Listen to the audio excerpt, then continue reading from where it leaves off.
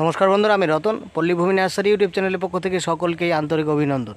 তো আজকে যে বিষয়ে ভিডিও দেখাবো, এখানে সুপারি বাগান লাগানো আছে। সেই সুপারি বাগানে প্রথম অবস্থায় যে ফল শুরু হয়ে গেছে এবং প্রথম অবস্থায় ফল শুরু হওয়ার পরে সেই সব বাগানে চুন দেওয়া আছে এবং চুনটা কেন দিবে এবং কতখানি উঁচুতে করে চুন দিয়েছে এবং সেই চুনের উপকারিতা কি আপনারা অবশ্যই জানেন। তো আমি বাগানটা দেখাবো, পাশেই আছে। তো আপনারা যারা নতুন করে সুপারি বাগান করেছেন, যাদের সুপারি বাগান আছে, আপনারাও কিন্তু সুপারি বাগানে এইভাবে চুন প্রয়োগ করতে পারেন। কারণ চুন আমরা যেসব গাছে দেই, এটা কিন্তু ভাইরাস কাটায়। যে কোনো ভাইরাস, কোনো দূষিত বা ছোটো ছোটো কোনো কীটনাশক থাকে, কীটনাশকের কাজও হয়ে যায়। ছোটো ছোটো পোকাও কিন্তু মরে এই চুনের দ্বারায়।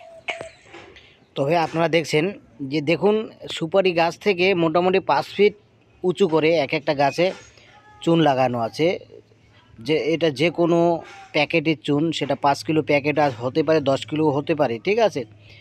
যে চুন আমরা পুকুরে বা জমিতে যাই, সেই সব চুনই, এটা আলাদা কোনো চুন নয়, ঠিক আছে। সেই চুনটা আপনারা গুলিয়ে সেটাকে রেখে তারপরে সেই চুনকে গাছে লেপে দিতে হবে। আর এই চুন যে লেপবেন, এই চুনের সঙ্গে যদি পারেন হালকা তুতে, মোটামুটি 1 বালতি চুনে আপনারা 25 গ্রামখানি তুতে দিবেন, ঠিক আছে। তুতে দিলে কী হবে, এই তুতেরও অনেক কাজ আছে।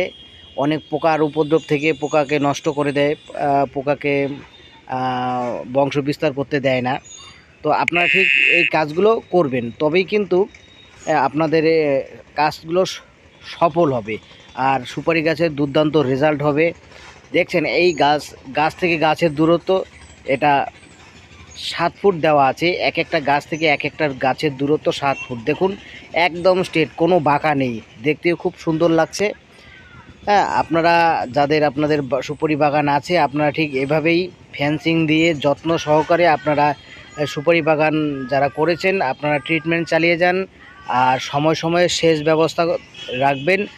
যেহেতু এটা শীতের দিন, আপনারা অবশ্যই সেচ ব্যবস্থা করবেন, যেন সুপারি যে গাছে ফল এসে সেই ফলগুলো ম্যাচিউরড হবে এবং ওয়েটের দিক দিয়ে অনেকটাই বাড়বে। আমি এই যে সেই জায়গায় দাঁড়িয়ে আছি, সম্পূর্ণ জায়গা গাছে কিন্তু চুন লাগানো আছে, কারণ এই গাছগুলো থেকে ফ্লাওয়ারিং শুরু হয়ে গেছে।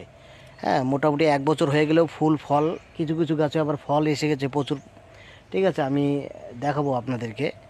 তো এইসব গাছে কিন্তু চুন দিলে কি হয়, চুনটা অনেকটা ভাইরাস, মানে কোনো ছত্রাক জাতীয় যদি কোনো থাকে রোগ, সেই ছত্রাক জাতীয় রোগ কিন্তু এই চুনে কেটে যাবে। তো আপনাদের যাদের এরকম সুপারি বাগান আছে, আপনারা কিন্তু এই কাজগুলো করতে পারেন। আর বিশেষ করে যে সুপারি বাগান, কারণ ট্রিটমেন্টের উপরেই কিন্তু এখন সুপারি গাছে বলুন আর যে কোনো ফসলই বলুন, যদি আমরা সঠিক রোগ ধরতে না পারি এবং গাছ কী চাচ্ছে সেই জিনিসটা যদি আমরা ধরতে পারি, সেই মেন বিষয়বস্তুটা, তবে কিন্তু যে কোনো ফসলই সুস্থভাবে এবং অধিক ফলন আনা সম্ভব হবে না। তো এই যে বাগানটা দেখতে পাচ্ছেন, আপনারা যারা দেখছেন, যদি আপনাদের ভালো লাগে অবশ্যই চ্যানেলটাকে সাবস্ক্রাইব করবেন, পাশে থাকবেন।